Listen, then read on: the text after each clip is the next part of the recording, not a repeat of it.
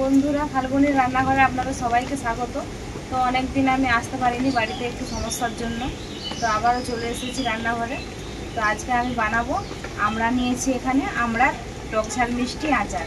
তো কীভাবে বেশি দিন রাখতে পারবেন এই আচার, সেটাই আপনাদের কাছে শেয়ার করব। তো আপনারা ভিডিওটা প্রথম থেকে শেষ অবধি পুরো ভিডিওটা দেখতে থাকুন আর আমার সাথে থাকুন। তো আমড়াগুলো আমি আগে থেকেই ধুয়ে নিয়েছি আর খুব ভালো করে মুছেও নিয়েছি। আমড়ার গায়ে একটুও জল নেই। এই জলটা থাকলে কিন্তু আমড়ার আচারটা বেশি দিন থাকবে না। তো খুব ভালো করে জলটা মুছে নেবেন আমড়ার গা থেকে। আমড়াগুলো এখন আমি কেটে নেব। আমড়ার এই দু সাইডটা আমি এরকমভাবে ছিলে ফেলে দেব, তারপর এরকমভাবে মাঝখান থেকে কেটে নেব।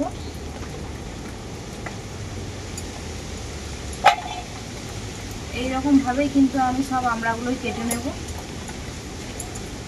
আর এই আমড়াগুলোর মধ্যে কিন্তু আঠিও হয়ে গেছে। তো এইরকম আঠিওয়ালা আমড়া দিয়ে কিন্তু আমি আচারটা বানাবো।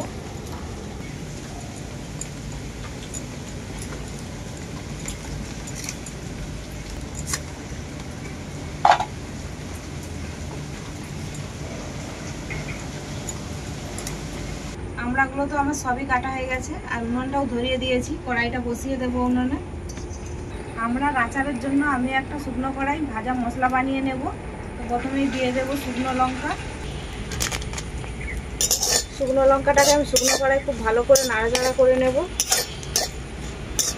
শুকনো লঙ্কাগুলোকে আমি ভেজে নিয়েছি। এরপর এক এক করে বাকি মশলাগুলোও দিয়ে দেব। গোটা জিরে, গোটা ধনে, আর দেবো 5 ফোড়ন। সব একসাথে আমি আবারও শুকনো কড়াই খুব ভালো করে ভেজে নেব। মশলাগুলোকে শুকনো কড়াই আমি খুব ভালো করে ভেজে নিয়েছি, এখন নামিয়ে নেব।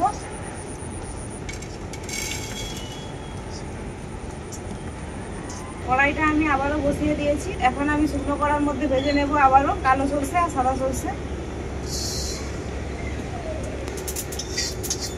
সরষেগুলোকেও আমি খুব ভালো করে ভেজে নেব। সরষেটাও আমার খুব ভালো করে ভাজা হয়ে গেছে, এখন নামিয়ে নেব।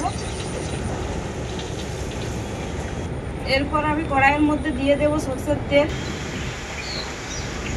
আজকে আমরা যেভাবে আচারটা বানাচ্ছি আপনারা ঠিক এইভাবেই বাড়িতে আচারটা বানিয়ে নেবেন। দেখবেন এটা সারা বছরই থাকবে, একদম রোদে দিতেও হবে না, অথচ ভালোই থাকবে।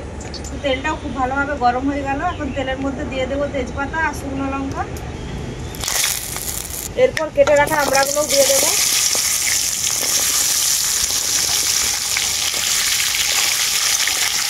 আমড়াগুলোকে তেলের মধ্যে আমি খুব ভালো করে ভেজে নেব।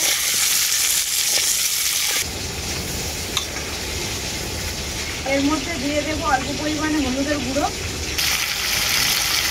আর দেবো পরিমাণ মতো লবণ।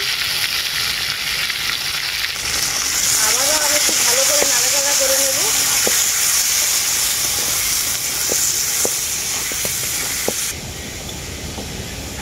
হলুদ আর লবণ দেওয়ার পর আমি খুব ভালো করেই নাড়াচাড়া করে নিয়েছি। এখন এর মধ্যে দিয়ে দেব গুড়।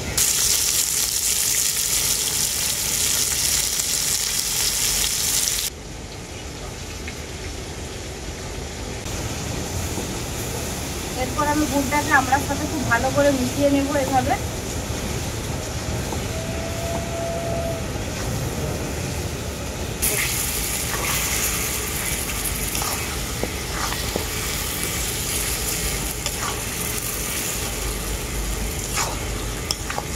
এইদিকে গুড়টা আমড়ার সাথে খুব ভালো করে পাক হতে থাক। আর এখানে যে শুকনো কড়াই আমি মশলাটা ভেজে রেখেছিলাম, এই মশলাটা শিলনোড়াতে ভালো করে গুঁড়ো করে নেব। তো আমি ঝালের জন্য এখানে 5-6টা শুকনো লঙ্কা নিয়েছি, আমি যেহেতু ঝাল পছন্দ করি। আপনারা আপনাদের যেরকম ঝাল পছন্দ করেন সেইভাবেই লঙ্কাটা দেবেন।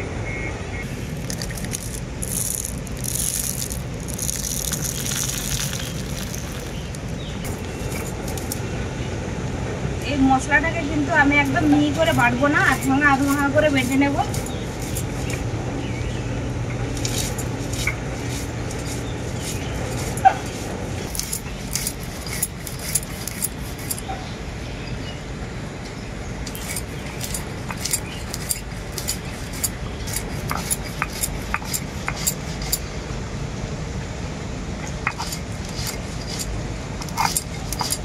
মশলাটা দেখুন, আমি কিন্তু খুব মিহি করে নিইনি, এরকম আধ ভাঙা করে মশলাটা গুঁড়িয়ে নিয়েছি। এরপর আমি মশলাটা তুলে নেব।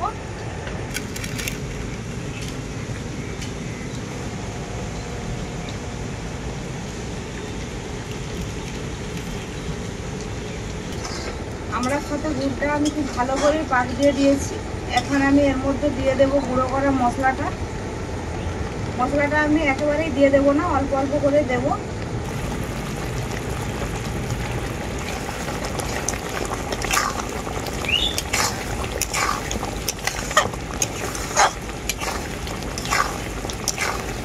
মশলাটা দেওয়ার পর আমি আবারও খুব ভালো করে ফুটিয়ে নেব।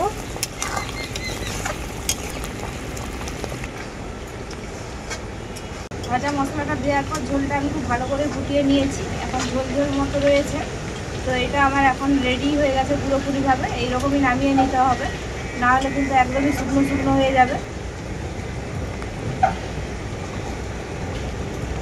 আর বাকি ভাজা মশলাটা এরপর নামানোর পর দিয়ে দেবো এর মধ্যে।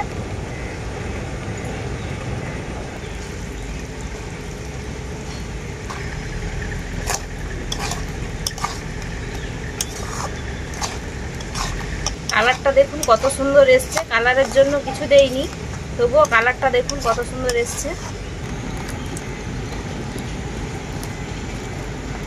আচারটা নামিয়ে একটু ঠান্ডা করতেই দেখুন গাঢ় গাঢ় হয়ে গেছে, আর দেখতেও খুব সুন্দর লাগছে। তো এটা খেয়ে বলছি কেমন হয়েছে আচারটা।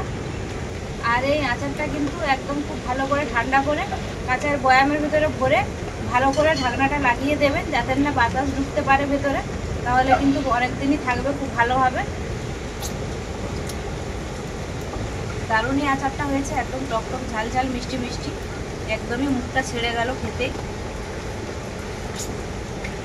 আর এই আচারটা যত বেশি দিন যাবে ততই কিন্তু খেতে আরও টেস্ট হবে। এখন তো গরম গরম এতটা টেস্ট লাগবে না, যতটা ঠান্ডা হওয়ার পর টেস্টটা লাগবে। খুবই ভালো হয়েছে। সহজেই এই আচারের রেসিপিটা আপনারা বাড়িতেই বানিয়ে নিতে পারবেন।